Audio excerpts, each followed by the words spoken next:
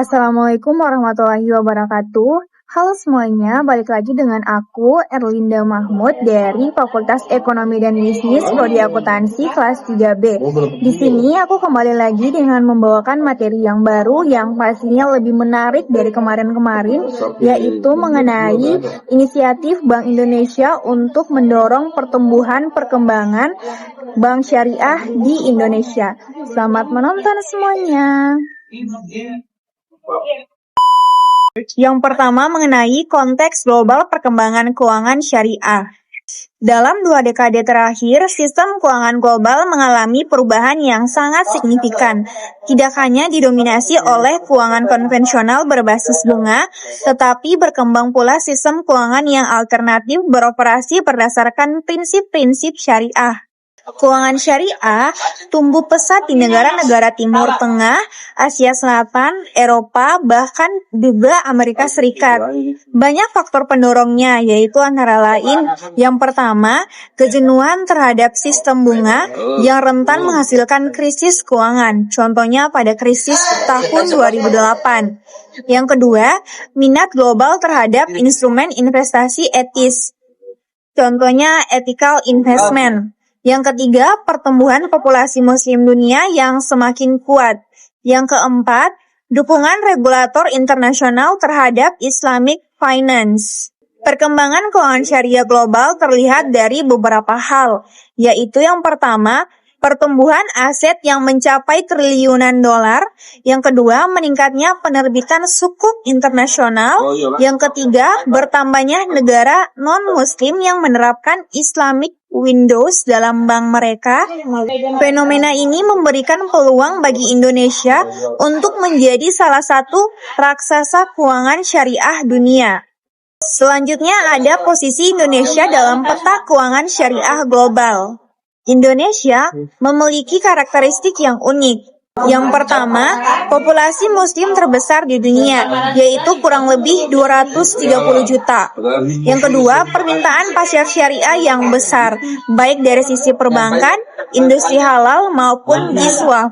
Yang ketiga, pemerintah yang aktif mendorong ekonomi syariah melalui berbagai kebijakan dan lembaga seperti KNEKS.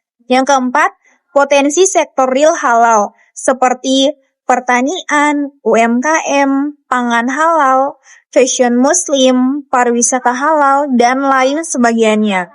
Akan tetapi, ironisnya, pangsa pasar perbankan syariah Indonesia masih sekitar 6-7%, jauh lebih kecil dibanding potensi pasar. Dengan kondisi inilah, peran Bank Indonesia menjadi sangat kritis. Selanjutnya, kita akan masuk ke peran Bank Indonesia sebagai motor penggerak keuangan syariah. Bank Indonesia atau BI sebagai bank sentral memiliki mandat untuk yang pertama, menjaga stabilitas moneter, lalu menjaga stabilitas sistem keuangan, ketiga, mendorong kelancaran sistem pembayaran, yang keempat, mendukung pertumbuhan ekonomi nasional yang berkelanjutan. Dalam konteks keuangan syariah, Bank Indonesia menjadi arsitek regulasi makroprudensial syariah. Bank Indonesia menyusun berbagai aturan yang menjaga stabilitas bank syariah dan sekaligus mendorong intermediasi pembiayaan. Lalu sebagai motor penggerak pasar uang syariah, Bank Indonesia menciptakan berbagai instrumen moneter syariah yang penting bagi bank syariah.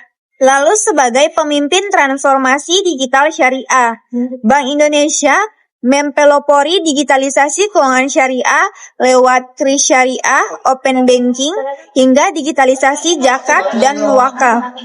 Lalu juga sebagai penggerak pengembangan ekosistem yang halal. Bank Indonesia aktif mengembangkan klaster halal, pembiayaan UMKM syariah, dan menghubungkannya dengan industri halal. Bank Indonesia juga sebagai penggerak literasi dan edukasi syariah nasional. Bank Indonesia mendirikan berbagai pusat riset, festival ekonomi syariah, dan program edukasi. Karena itu, peran Bank Indonesia tidak hanya sebagai regulator, tetapi juga katalisator, integrator, dan enabler perkembangan ekonomi syariah. Kita masuk ke tantangan perbankan syariah sebelum ada inisiatif Bank Indonesia. Sebelum Bank Indonesia melakukan intervensi besar-besaran, perbankan syariah menghadapi berbagai hambatan struktural. Yang pertama, minimnya instrumen moneter syariah, tidak seperti bank konvensional yang punya SBI, repo, dan lain-lain. Yang kedua, kurangnya sumber likuiditas jangka pendek. Dan yang ketiga, pasar uang syariah sangat kecil. Yang keempat, rasio pembiayaan rendah karena keterbatasan modal dan instrumen risiko. Yang kelima, tidak adanya sistem pembayaran syariah yang jelas. Yang keenam, SDM syariah sangat terbatas. Kemudian yang ketujuh ada literasi keuangan syariah yang rendah. Kedelapan, tidak adanya integrasi digital. Yang kesembilan atau yang terakhir yaitu ketiadaan ekosistem halal yang berjalan. Inilah yang membuat bank syariah sulit bersaing dengan bank konvensional. Mengapa Bank Indonesia berinisiatif besar? Ada beberapa alasan fundamentalnya, yaitu kebutuhan membangun sistem keuangan yang lebih stabil. Sistem syariah lebih terhubung dengan aktivitas real, sehingga lebih stabil daripada sistem berbasis bunga. Lalu ada potensi lebih dari 230 juta muslim. Pasar yang besar sekali tetapi belum optimal. Kemudian ada membangun arah baru ekonomi Indonesia. Indonesia tidak bisa selamanya bergantung pada ekonomi konvensional. Keempat, kesempatan menjadi pemimpin dunia. Yaitu Indonesia punya peluang untuk menjadi World Center of Islamic Economy. Selanjutnya masuk ke perubahan paradigma Bank Indonesia dalam mendukung perbankan syariah. Bank Indonesia beralih dari pendekatan lama, yaitu regulatif dan pasif, menuju pendekatan baru, aktif dan strategis. Pendekatan lama yaitu pada tahun 2000 sampai dengan tahun 2010, yaitu hanya mengeluarkan peraturan, tidak membangun infrastruktur pasar, minim digitalisasi, dan juga literasinya yang rendah. Kemudian masuk ke pendekatan baru pada tahun 2011 sampai dengan sekarang, yaitu membangun instrumen moneter syariah, memperkuat pasar uang, mendorong digitalisasi total, memperkuat halal value chain, mengembangkan SDM, yang terakhir mendorong sinergi nasional. Pendekatan baru ini menjadi landasan dari perkembangan pesat perbankan syariah. Selanjutnya kita move ke sejarah perbankan syariah di dunia dan Indonesia. Untuk memahami inisiatif Bank Indonesia dalam mendorong perbankan syariah, penting sekali memahami sejarah panjang sistem keuangan Islam yang berkembang sejak lebih dari 14 abad yang lalu. Sistem keuangan syariah bukan sekedar alternatif bagi bank berbunga, tetapi merupakan sistem ekonomi komprehensif yang sudah membentuk peradaban besar, mulai dari Timur Tengah, Asia, Afrika Utara, hingga Eropa Selatan. Sejarah ini memiliki 3 fase besar, yaitu yang pertama fase klasik abad 7-14 zaman Rasulullah SAW, Khulafaur Rasyidin, Bani Umayyah, Abbasiyah, Utsmani. Ketika ekonomi berbasis syariah berjalan luas dan terintegrasi. Yang kedua, fase kemunduran, yaitu pada abad ke-15 sampai dengan 19. Ketika kolonialisme Eropa menghancurkan sistem ekonomi syariah dan menggantikannya dengan sistem bunga barat. Yang ketiga, fase kebangkitan modern, yaitu pada abad 20 sampai dengan 21, dimulai dari tahun 1960-an, berkembang pesat hingga hari ini. Bank Indonesia mengambil inspirasi dari sejarah ini untuk merancang kebijakan-kebijakan modernnya. Sejarah larangan riba sebelum Islam. Larangan riba bukan hanya ajaran Islam, tetapi sudah dikenal dalam peradaban kuno. Yang pertama ada Babilonia. Sudah ada hukum riba dalam Kode Hammurabi, yaitu sekitar 1754 sebelum Masehi, yang dimana bunga berlebihan dianggap merusak masyarakat. Kemudian, pada Yahudi, kitab Perjanjian Lama atau Old Testament melarang riba sesama bangsa Israel. Pada Kristen, dalam abad pertengahan Gereja Katolik Roma melarang riba. Thomas Aquinas menegaskan bahwa bunga pada uang adalah tidak etis. Artinya, larangan riba adalah bagian dari etika ekonomi universal, bukan hanya konsep Islam. Selanjutnya kita masuk ke sejarah keuangan syariah masa Rasulullah dan Khulafaur Rasyidin. Ketika Islam hadir, prinsip-prinsip syariah dalam ekonomi diterapkan secara komprehensif. Ada beberapa instrumen ekonomi penting, di mana yang pertama ada mudharabah, yaitu bagi hasil, di mana digunakan oleh Rasulullah SAW ketika bermitra dengan Khadijah radhiyallahu anhu sebagai pengusaha. Yang kedua, musyarakah atau kemitraan. Banyak digunakan dalam perdagangan Arab.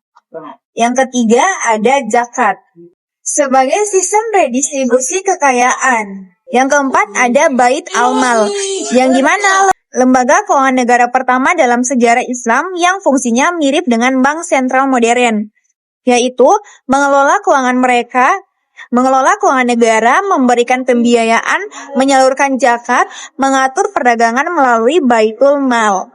Konsep-konsep inilah yang menjadi dasar teori perbankan syariah pada masa kini. Kita masuk ke perkembangan sistem ekonomi Islam pada abad kejayaan, yaitu pada abad 7 sampai dengan 14. Pada masa Daulah Umayyah, Abbasiyah, dan Utsmani, sistem keuangan Islam berkembang pesat.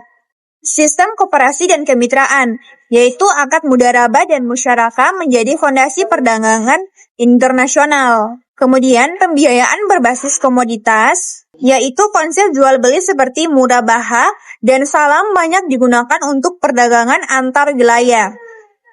Kemudian ada instrumen kredit tanpa bunga atau Qard Hasan, yaitu digunakan untuk membantu pedagang kecil. Yang keempat ada surat kredit syariah atau SAKK. SAKK adalah cikal bakal cekwe modern yang lahir pada abad ke-9. Yang kelima ada peran wakaf atau koperasi produktif.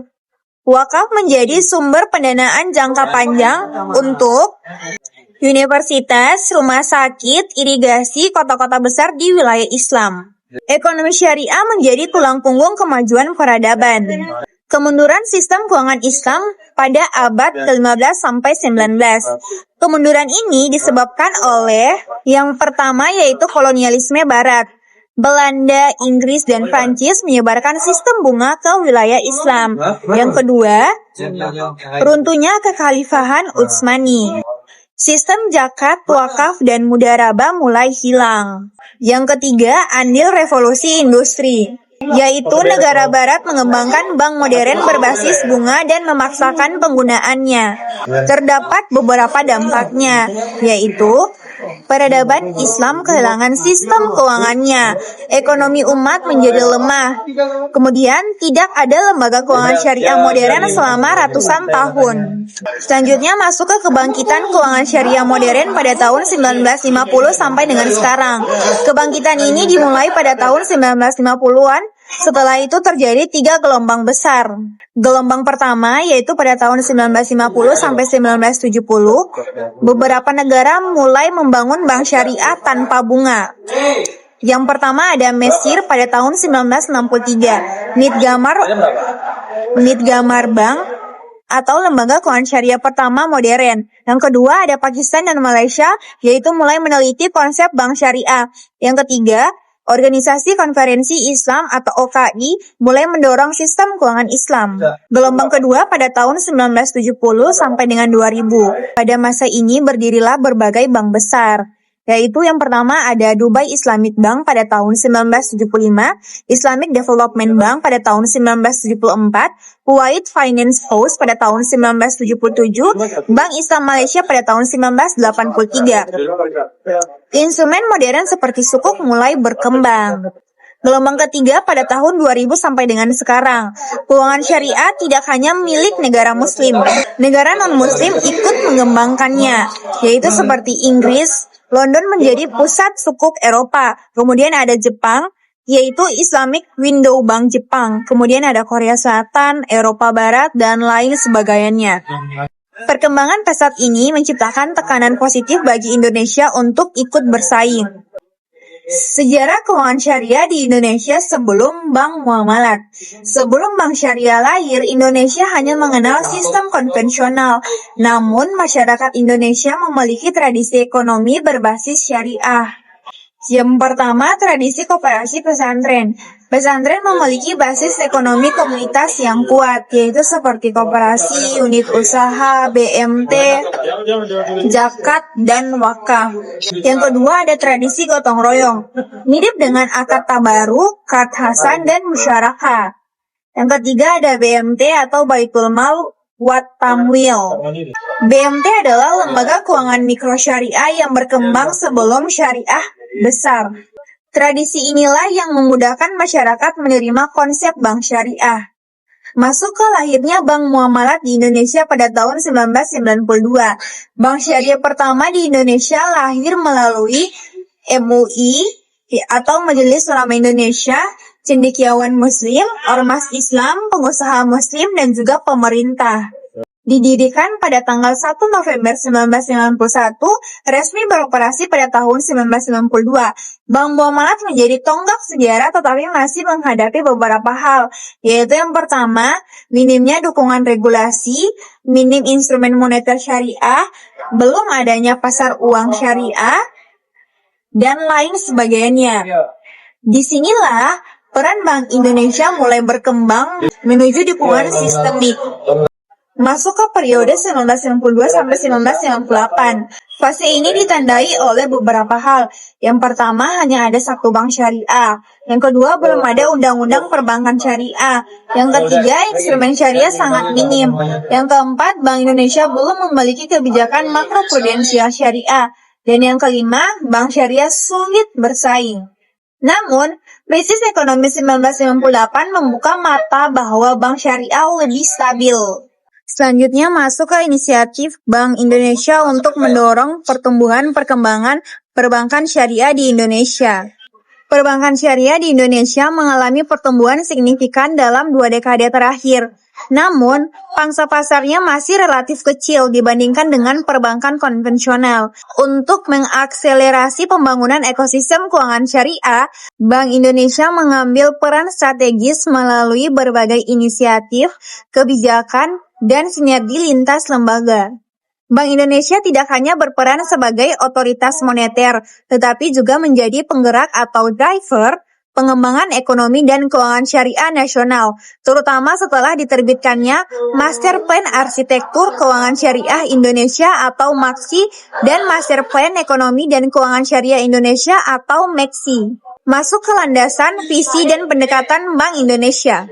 Yang pertama ada landasan hukum.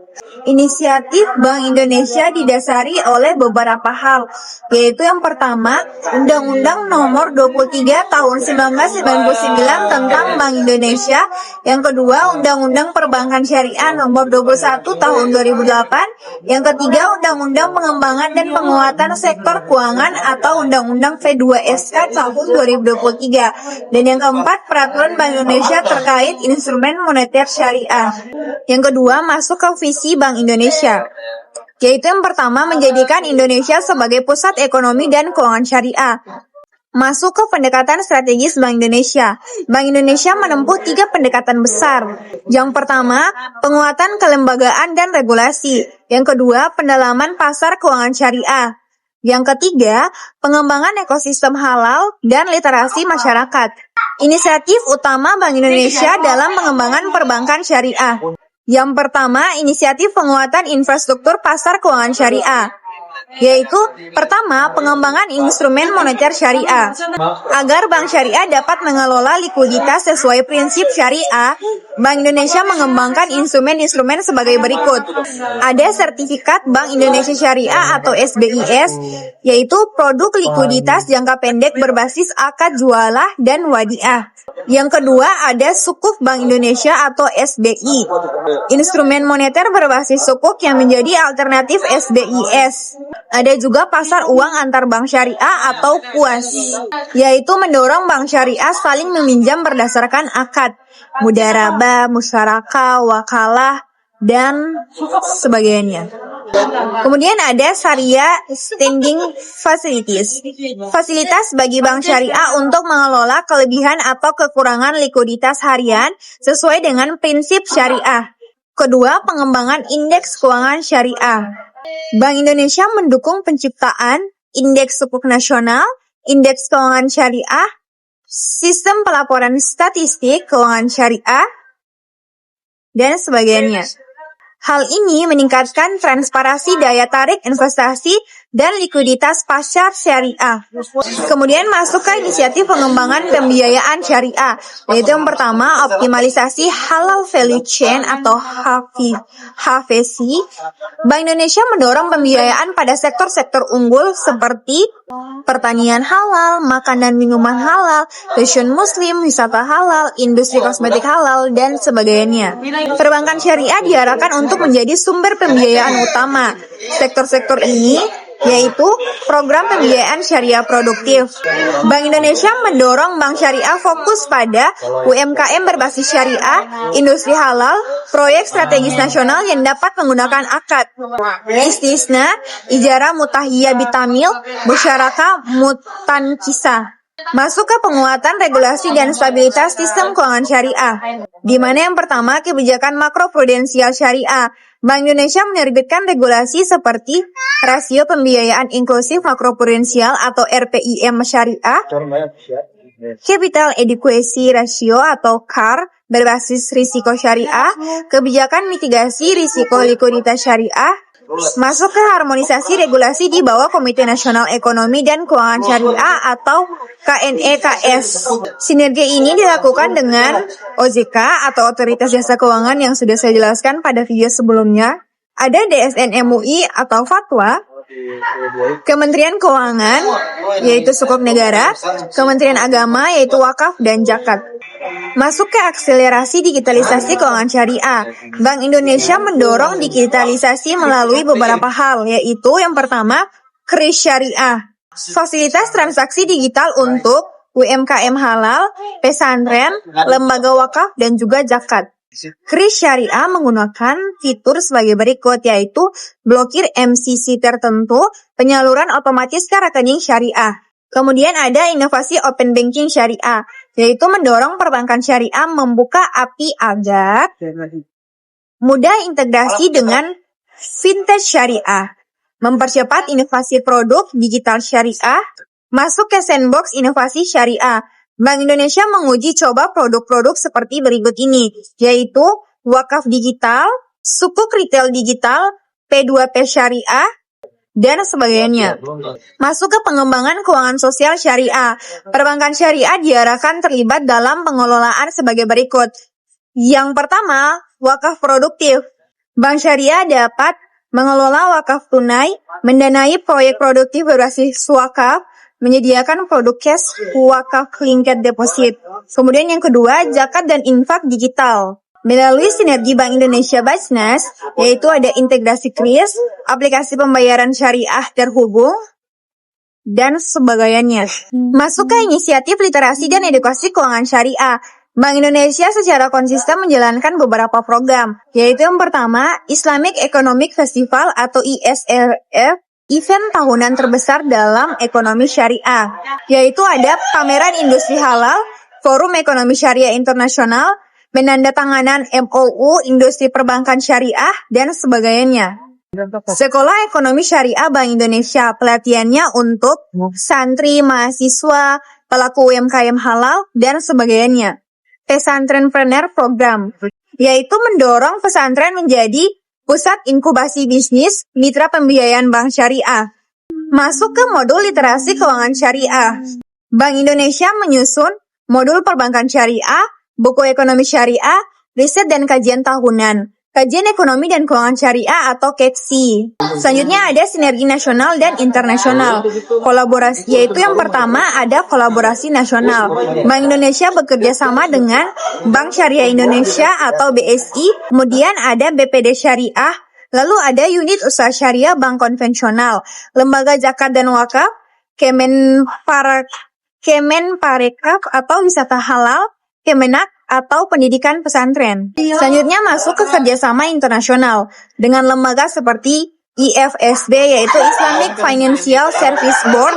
Yang kedua ada AAOIFI atau Accounting dan Auditing Organization for Islamic Financial Institute.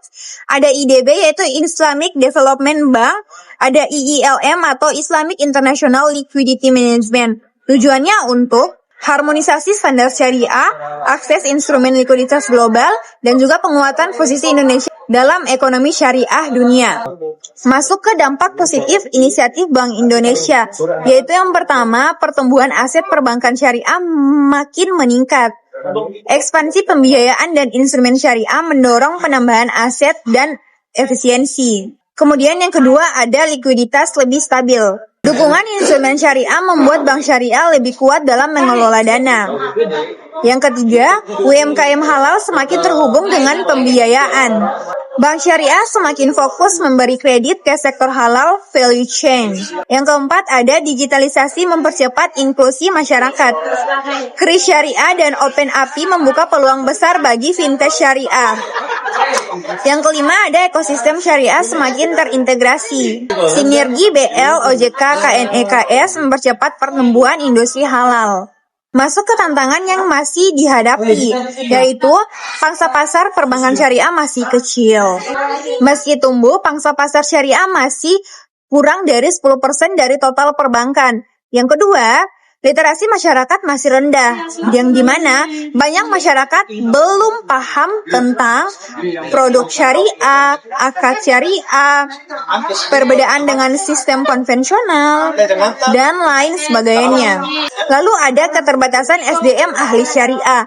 Bank syariah masih kekurangan ahli fikih muamalah, risk manager syariah, analisis pasar modal syariah, dan sebagainya. Kompetisi dengan bank digital konvensional. Bank syariah harus beradaptasi dengan inovasi cepat dari bank digital. Nah, dari penjelasan tadi dapat disimpulkan kalau Bank Indonesia telah memainkan peran kunci dalam mendorong pertumbuhan perbankan syariah melalui pertama ada regulasi, instrumen moneter, digitalisasi, literasi, dan dukungan terhadap UMKM ke depan. Pertumbuhan perbankan syariah akan semakin pesat jika kebijakan Bank Indonesia terus adaptif terhadap kebutuhan masyarakat dan perkembangan teknologi. Kemudian stakeholder berkolaborasi untuk membangun ekosistem keuangan syariah yang inklusif. Juga literasi dan edukasi masyarakat terus ditingkatkan. Inovasi produk syariah selaras dengan kebutuhan ekonomi modern dan juga halal. Dengan demikian, perbankan syariah di Indonesia memiliki potensi untuk menjadi motor pertumbuhan ekonomi halal, inklusif, dan berkelanjutan, serta menjadi pilar utama sistem keuangan nasional yang lebih stabil. Baik teman-teman, itulah penjelasan dari saya mengenai topik kita pada video kali ini. Semoga bermanfaat dan jangan bosan-bosan untuk tetap terus menunggu video-video berikutnya. Sampai jumpa semuanya. Terima kasih sudah menonton. Bye-bye.